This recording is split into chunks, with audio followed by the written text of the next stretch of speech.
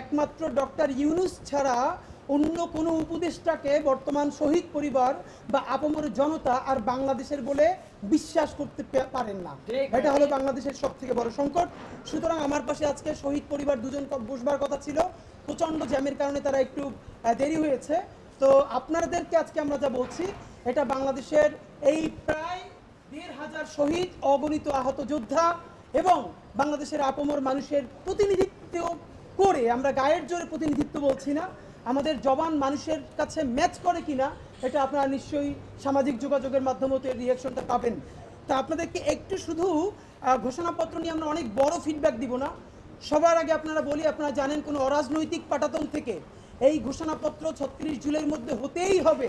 এই জন্য আমরা একটা ছোট প্রেশার গ্রুপ হিসেবে আমাদের তরফে এমন কিছু নাই যা আমরা করি নাই, এবং আমরা তবু এই সরকারকে ধন্যবাদ জানাই যে আমরা যখন চূড়ান্ত আলটিমেটাম দিয়েছি, এই আলটিমেটাম তো আর আমাদের একার আলটিমেটাম না, সারা বাংলাদেশের ১৮ কোটি মানুষের কথা ছিল, এবং সেটাকে তারা সম্মান করে যে কোনোভাবেই হোক তারা একটা ঘোষণাপত্র দিয়েছেন। এই ঘোষণাপত্রের ঐতিহাসিক যে জায়গা, তারা সংসদ ভবনের সামনে দাঁড়িয়ে দিয়েছেন। বৃষ্টির মধ্যে হাজার হাজার মানুষ সেখানে উপস্থিত হয়েছে।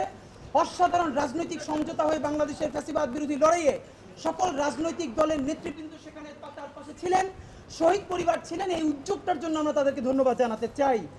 কিন্তু এরপরে যেটা আমাদের অত্যন্ত কনসার্নের ব্যাপার, আপনারা জানেন এই ঘোষণাপত্রের জবান কিভাবে হবে, এই ঘোষণাপত্রে মানুষের শরীরখানা কেমনি নিশ্চিত হবে, এইটা জানবার জন্য ৩ তারিখ, অগস্টের ৩ তারিখ আমরা সরকারের দুজন উপদেষ্টার সাথে জুলাইয়ের বিভিন্ন স্টেক হোল্ডাররা বসেছিলাম একটি সরকারি মিটিংয়ে।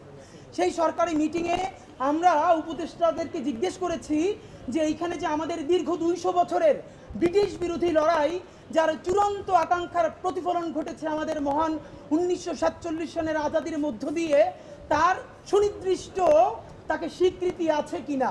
আমাদেরকে উপদেষ্টারা বলেছেন যে হ্যাঁ, ব্রিটিশ বিরোধী লড়াই থেকে শুরু করে সমস্ত সিগনিফিকেন্ট ইস্যুর স্বীকৃতি আছে এবং তারা আমাদেরকে নিশ্চিত করেছেন। আমরা হতাশ হয়েছি, আমরা বলতে চাই না, বলতে খারাপ লাগে যে উপদেষ্টারা আমাদের সাথে মিথ্যা বলেছেন।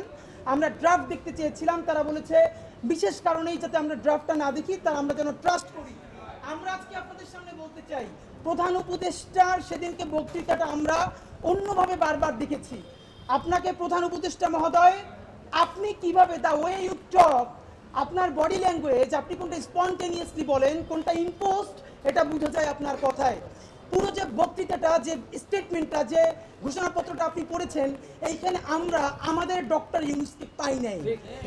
আপনাকে মনে হয়েছে যে রাজনৈতিক দলগুলো সবাই মিলে লিখে দিয়ে আপনাকে দিয়ে পড়িয়ে নিয়েছে, কারণ আপনার যে স্পন্টেনিয়াস রিডিং, আপনি যেভাবে কথা বলেন, যেই আর্টিফিশিয়াল কোনো আর্টিকুলেশন ছাড়া কথা বলেন, আমরা সেটা পাই নাই।